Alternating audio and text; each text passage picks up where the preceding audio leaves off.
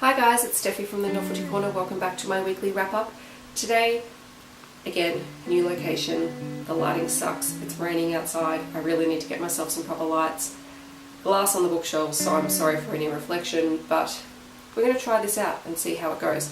Also, different camera, so I'm not sure about the sound quality and the picture quality with this. It's a bit of an experiment, so bear with me. Feel free to leave feedback down below. This week I read 3.5 books and I started a 5th one. What can I say? I got sick during this week, so I sound terrible and gross, and basically I've had no energy for actually reading because I've had a headache and looking at words on a page does not help. Enough excuses, let's get on to the books. So the first book that I finished this week was Days of Blood and Starlight by Laini Taylor, which I think I mentioned in my last wrap-up video. I had about 100 pages to go when I filmed my last wrap-up. It is the second book in the Daughter of Smoke and Bone trilogy, and it is absolutely wonderful. I love this series. I also got through Dreams of Gods and Monsters in the same week, so I have officially finished that series. So pleased that I have finished it and I have read it, and I'm looking forward to reading Laini Taylor's other book, Strange the Dreamer, when it's released. What can I say? This is just a really unique series, a unique take on the angels and demons, sort of paranormal characters. I really enjoyed it. I love that it plays a little bit around with your expectations. It was dark and gruesome, and I found these two books were a little bit wordier and they went into a lot more detail than the first book, so it did slow the pace just a fraction. They're also much bigger than the first book. However, the characters are wonderful. I love Karoo and Kiva, and Susanna is my favourite, and Mick.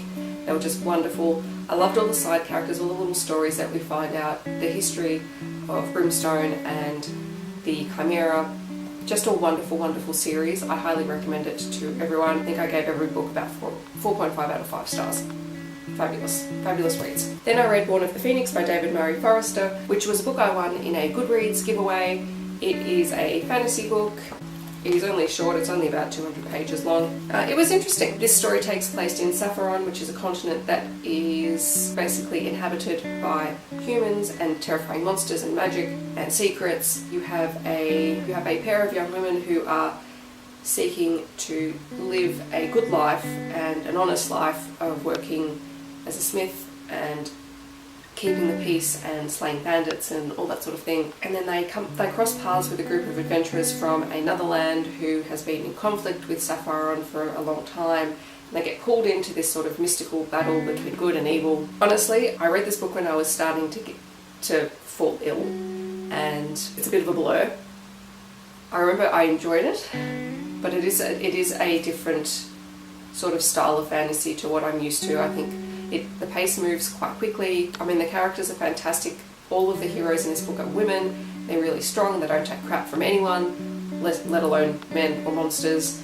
Overall, I gave it about a 3. It was an entertaining read, an interesting book to read. I think that's what I'll go with. It was an interesting book. I'll probably have to reread it at some point just to gather my thoughts a little bit more. Then I read The Last King of Legend, Heirs to the Throne by R.F. Steinhauer, and this was another book that I also won in a Goodreads giveaway, and it is a fantasy, sort of a cross between a fantasy and a paranormal novel, and it was fabulous. I really enjoyed this one. This was about 2 brothers whose mother has just died, and they've been taken in by a mysterious uncle called Hades. So Jack and Thomas, these 2 brothers, are actually living in a world that's similar to Earth but slightly different. It's been engulfed in war for as long as they can remember, and the world is dying.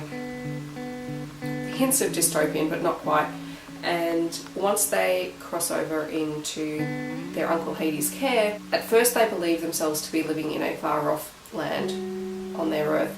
However, they're not. They're actually in a parallel dimension, and there are vampires and werewolves and gods, and there are lots of ties into mythology, fairy tales and fantasy creatures, and it was just honestly wonderful. It was woven so beautifully. As you come to discover, in this land called Mythal, there is a reoccurring sort of prophecy that happens between 2 brothers in a war for good and evil. The entire premise is this starting all over again now that these 2 brothers are back in this world. I honestly just love this. It was just so entertaining. I haven't read anything quite like it. I gave this one 4 out of 5 stars. Just a good fantasy read, very different. and I'll definitely be keeping an eye out for any future books in this series just to see how it plays out. The last book that I started reading this week was Ensnared by Rita Stradley, which is a Beauty and the Beast retelling. I'm only 2 chapters in, so I can't really talk too much about it, besides to say that I'm very curious and intrigued, and I want to have some time to sit down and read it because I think it will be very, very entertaining. So those are the 4 books that I read this week. Pretty good reading week considering I've been flat out with work and being sick and trying to get stuff done. But yes, let me know down in the comments, what have you been reading this week? What was your favourite read? I hope that wherever you are in the world you're having a wonderful day, and I can't wait to see you guys in my next video. Thanks for watching. Bye!